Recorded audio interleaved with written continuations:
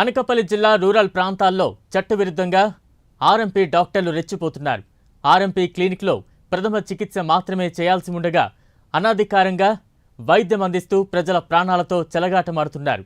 ఇదే కోవకి వస్తోంది కోటపాడు మండల కేంద్రంలో ఉన్న ఆర్ఎంపీ రామారావు భాగవతం. కేవలం ప్రథమ చికిత్స మాత్రమే అందించాల్సిన క్లినిక్ సెంటర్లలో డబ్బు కోసం అడ్డదారులలో వైద్యం అందిస్తున్నారు.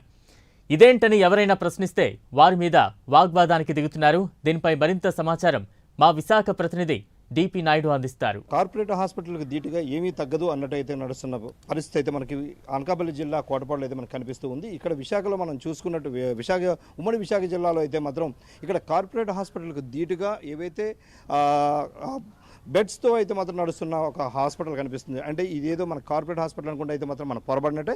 ఇది కేవలం ఒక ఆర్ఎంపీ నిర్వహిస్తున్నటువంటి హాస్పిటల్గా మనం చెప్పుకోవచ్చు. గత కొంతకాలంగా ఇక్కడ నడుస్తున్నప్పటికీ కూడా ఎవరికి ఎటువంటి కంప్లైంట్స్ లేకపోవడంతో అయితే మాత్రం వీరందరూ కూడా నిమ్మకి నీరెత్తిన పరిస్థితి కూడా కనిపిస్తుంది. అంటే అధికారుల్లో అయితే చలనం అయితే కనిపించిన పరిస్థితి కూడా లేదు. ఎందుకంటే గతంలోనే ఇదే హాస్పిటల్పై అయితే మాత్రం పలుమార్లు అయితే మాత్రం డిఎంఎన్హెచ్ కూడా కంప్లైంట్ వెళ్ళడం జరిగింది. అయినప్పటికీ కూడా ఎక్కడ కూడా ఎటువంటి చలనం కూడా కనిపించిన పరిస్థితి కనిపిస్తుంది. ఇక్కడ మనం చూడొచ్చు, విజువల్స్లో చూస్తున్నట్టయితే కనుక కార్పొరేట్ హాస్పిటల్కి ధీటుగా బెడ్స్ని నిర్వహిస్తున్న పరిస్థితి కనిపిస్తుంది. అదేవిధంగా చూసుకున్నట్టయితే కనుక ఇదే హాస్పిటల్లో దీని పరిస్థితుల్లో ఒక ఏదైతే డెంటల్ స్ట్రెచ్చర్ను కూడా నడుపుతున్న పరిస్థితి కూడా ఉంది. అంటే డెంటల్ స్ట్రెచ్చర్ నడుపుతున్నారంటే దీనికి ఎంత కార్పొరేట్ హాస్పిటల్కి ఎంత ధీటుగా నిర్వహిస్తున్నారో మనం చూసుకోవచ్చు.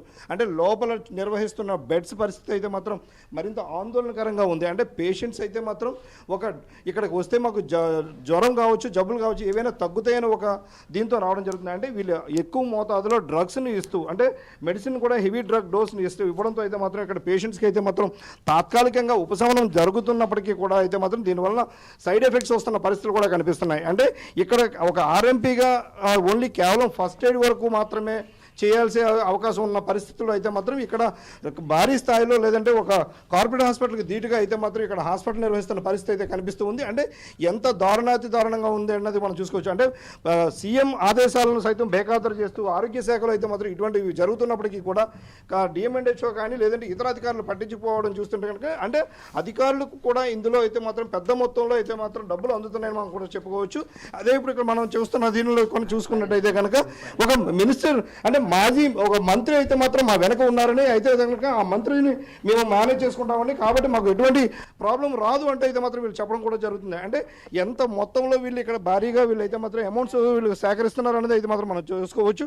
ఇక్కడ ఇంత తతంగం జరుగుతున్నప్పటికీ కూడా ప్రజలు కేవలం ఓన్లీ జబ్బులు తగ్గుతాయి లేదంటే అన్న ఒక ఉద్దేశంతో రావడం జరుగుతుంది తప్ప కానీ ఇక్కడ కూతవేటు దూరంలో ఉన్నటువంటి ప్రాథమిక హాస్పిటల్ కావచ్చు, అంటే ఒక 30 బెడ్ హాస్పిటల్ ఉన్నప్పటికీ కూడా కేవలం సాధారణ మధ్యతరగతి ప్రజలందరూ కూడా ఇక్కడ ఆధారం రావడంలో అయితే మాత్రం ఆంతర్యం ఏమిటంటే మతలబు ఏంటనేది అయితే మాత్రం అర్థం కాని పరిస్థితి కనిపిస్తుంది. అంటే గత కొంతకాలంగా ఎంబీబీఎస్ డాక్టర్లు కావచ్చు లేదంటే ఎండీ డాక్టర్లు అయితే మాత్రం బోర్డులు బయట కనిపిస్తుంటే కేవలం ఒక ఆర్ఎంపీ డాక్టర్ మాత్రమే కేవలం ఇక్కడ వైద్యం చేస్తున్నారంటే మాత్రం చాలా ఆశ్చర్యానికి గురవుతున్న పరిస్థితి కూడా ఉంది. అంటే ఇక్కడ మందులు సైతం అన్నీ కూడా ఇక్కడే ఇవ్వడం జరుగుతుంది. అంటే ఒక ప్రిస్క్రిప్షన్ రాయాలంటే కేవలం ఎంబీబీఎస్ డాక్టర్లకి మాత్రమే అర్హత ఉన్నటువంటి ఈ పరిస్థితుల్లో కేవలం ప్రిస్క్రిప్షన్ కూడా వీళ్ళే సొంతంగా వీళ్ళు తయారు చేసి ఇస్తున్నారంటే మాత్రం ఆర్ఎంపీకి ఇక్కడ ఎంత గిరాకీ ఉందన్నది కూడా మనం తెలుసుకోవచ్చు. అంటే దీనిపై అధికారులు నిర్లిప్తత అయితే మాత్రం పూర్తి స్థాయిలో కనిపిస్తుంది. దీనిపై పూర్తి స్థాయి దర్యాప్తు చేపట్టినట్టయితే కనుక ఈ ఆర్ఎంపీలను అయితే అడ్డుకట్ట వేయొచ్చు. అదేవిధంగా ప్రభుత్వం ఏదైతే చేపడుతుందో,